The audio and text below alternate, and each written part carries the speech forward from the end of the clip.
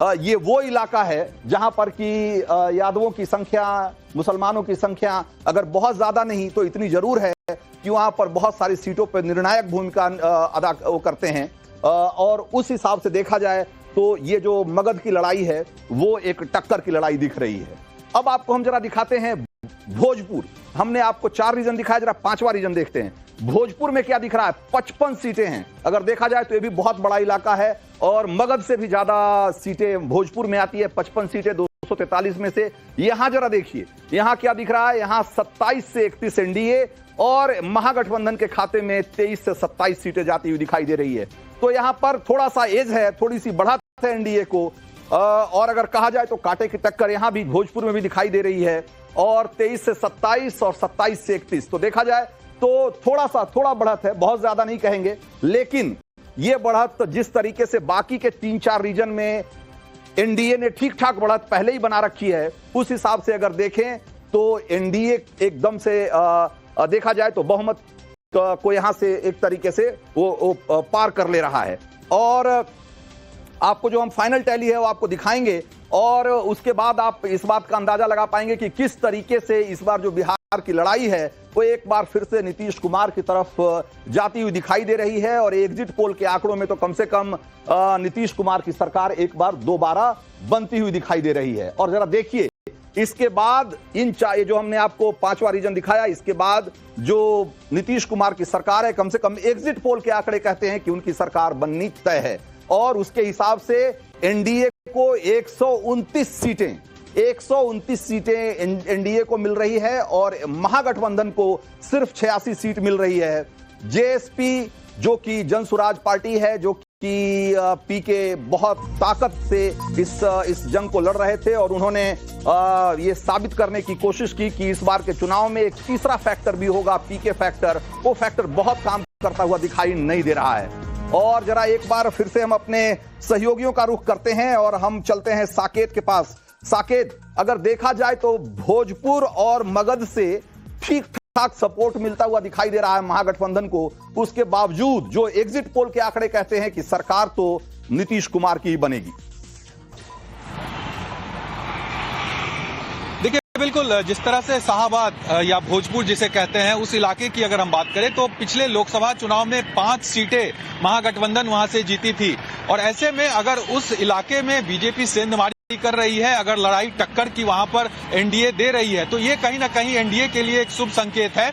और जो exit poll के आंकड़े दिखा रहे हैं उससे ये साफ है कि इस इलाकों में भी एनडीए ने अच्छा परफॉर्मेंस किया है। उसी तरह मगध के इलाके में भी महागठबंधन के कई उम्मीदवार जीते थे लोकसभा चुनाव में भी और पिछले विधानसभा चुनाव में भी, यानी कि ये गढ़ माना जाता था महागठबंधन का। और उन इलाकों में अगर एनडीए ने फाइट दिया है, वहां पर नेक टू नेक फाइट अगर महागठबंधन और एनडीए के बीच है, तो ये बहुत फायदे की बात एनडीए के लिए होगी, जिस तरह से एग्जिट पोल इशारे भी कर रहा है। लेकिन आज चूंकि सुबह से हम मगध के कई इलाकों में, गया से लेकर जहानाबाद से लेकर नवादा, तमाम इलाकों में मैं घूम रहा था और वहां पर वोटर्स की जो कह सकते हैं वोटर्स का जो रुझान था वो देखने को मिला। खास करके महिला वोटर की लंबी लंबी कतारें। हाँ। एक जमाना था जब ये पूरा नक्सल इलाका हुआ करता था, वहां पर वोटर्स डरते थे बूथ पर जाने पर। और वहां पर अब देखिए 5 बजे शाम तक 70% के आसपास वोटिंग हो गई है 1 से 1.5 घंटे में।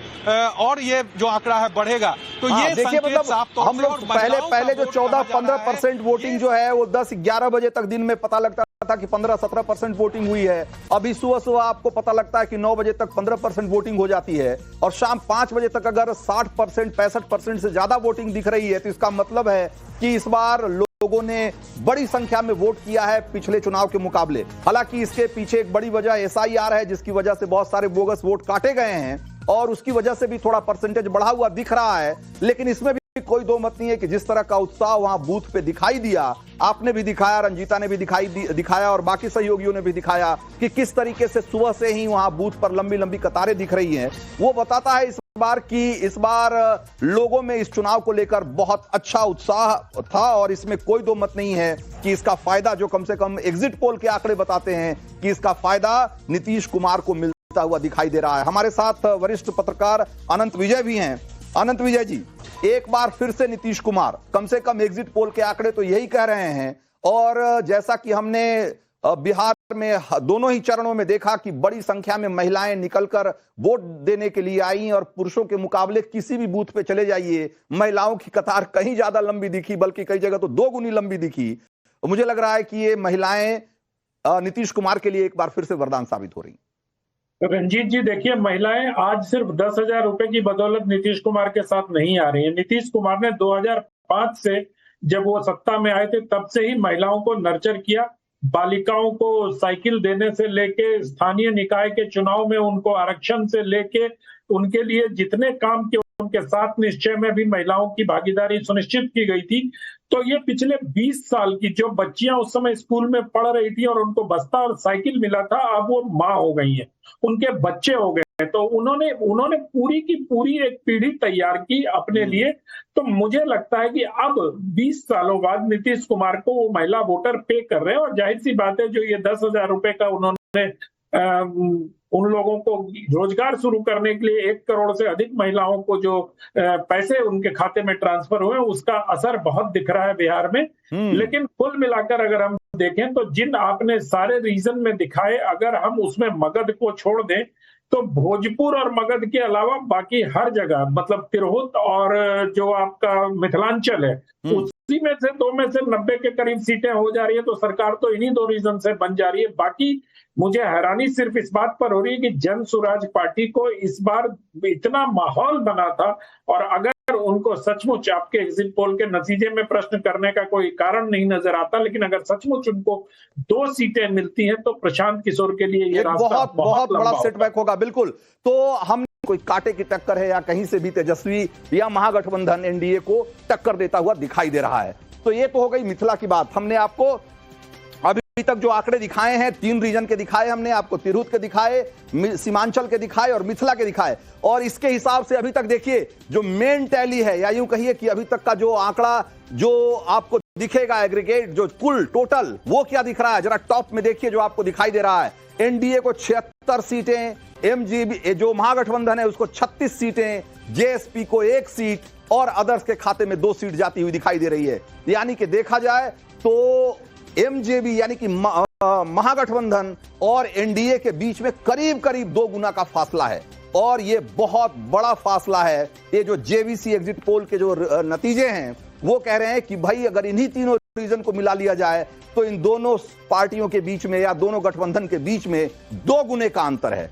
महागठबंधन को 36 और एनडीए को 76। चलिए अब आगे कुछ देखते हैं। अब अगले कुछ रीजन की तरफ बढ़ते हैं और आपको दिखाते हैं कि बिहार में जो मगध है, मगध एक बहुत बड़ा इलाका है और इसके बारे में कहा जाता है कि ये तेजस्वी यानी कि महागठबंधन का एक तरीके से स्ट्रांग होल्ड रहा है लंबे समय से। यहां 50 सीटें हैं, 243 में से 50 सीटें मगध में आती है। और मगध में क्या दिखा रहा है आंकड़ा, यहां देखिए 21 से 27 सीट एनडीए को और 23 से 29 सीट महागठबंधन को। और जैसा कि मैंने कहा कि ये तेजस्वी का थोड़ा स्ट्रांग होल्ड है, जो गया और जहानाबाद या इस नवादा, इस तरह के जो इलाके हैं, जो जिले हैं, वहां पर महागठबंधन या आरजेडी की, जो आरजेडी या कांग्रेस की जैसी पार्टियां जो है बेहतर प्रदर्शन करती रही हैं। तो उस हिसाब से अगर आप देखिए तो यहां पर कमोबेश उसी तरह की फाइट दिखती है। यहां भी जेएसपी और अदर्स के खाते में कुछ भी नहीं जाता दिख रहा है, शून्य है, 0-0 है दोनों ही खानों में। लेकिन अगर देखा जाए तो यहां एकदम टक्कर की लड़ाई है, एकदम आमने सामने की लड़ाई है। और एनडीए 21 से 27 और दूसरी तरफ जो है महागठबंधन 23 से 29, यानी कि बिल्कुल जोरदार लड़ाई है मगध में हुई है। और जैसा कि अभी हमने थोड़ी देर पहले आपको बताया कि मगध में भी इस बार वोटिंग जो है वो पिछले चुनाव के मुकाबले बहुत ज्यादा हुई है। और ये देखा जाए तो एनडीए को भी इसका फायदा मिलता हुआ दिखाई दे रहा है। अब जो आखिरी जो नतीजे आएंगे उसमें क्या किस तरह के आंकड़े दिखेंगे वो एक अलग चीज है। लेकिन जो जेवीसी एग्जिट पोल है वो कह रहा है कि मगध में दोनों के बीच में, दोनों गठबंधन के बीच में बहुत ही कांटे की और जोरदार टक्कर हो रही है, जबरदस्त लड़ाई है। तो ये तो आपको हमने दिखाया बिहार के 4 अलग अलग रीजन के आंकड़े। और इन आंकड़ों को देख करके ऐसा लग रहा है कि जो बिहार में इस बार लड़ाई है वो कोई बहुत बराबरी की लड़ाई नहीं है, और एक बार फिर से नीतीश कुमार की सरकार बननी करीब करीब तय है। जो फाइनल टैली इसके बाद इन 4 रीजन को देखने